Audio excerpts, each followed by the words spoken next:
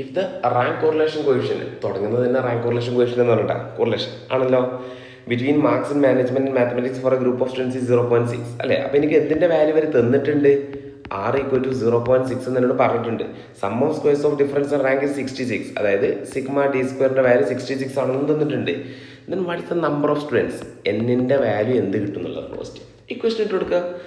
R = 1 - 6 × sigma D square divided by n × n² - 1 അറിയുന്ന values ഒക്കെ ഇട്ട് കൊടുക്കുക. ആറിൻ്റെ വാല്യൂ 0.6 = 1 - 6 × സിഗ്മ ഡി സ്ക്വയർ അവർ നമുക്ക് തന്നിട്ടുണ്ട് 66 ഡിവൈഡഡ് ബൈ n × n² - 1 അല്ലേ.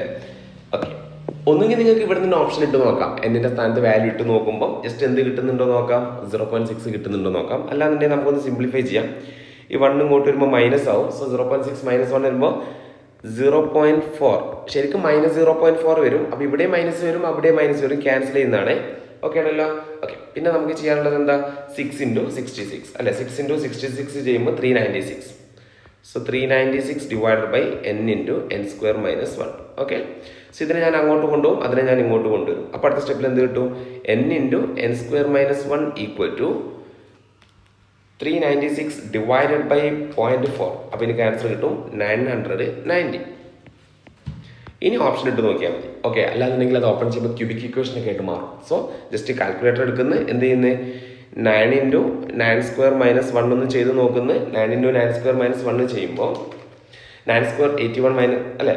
9 × അടിച്ചാൽ 9² 81 കിട്ടും. -1 അടിച്ച് കഴിഞ്ഞാൽ 8 കിട്ടും. × 9 ചെയ്ത് കഴിഞ്ഞാൽ എനിക്കിവിടെ 720 കിട്ടുന്നത്.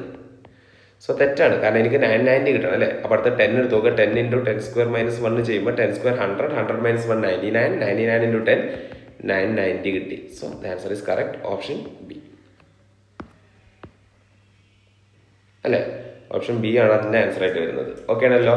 10 × (10² - 1) 990 വളരെ ഈസി ആയിട്ട് ചെയ്യാൻ പറ്റും. സോ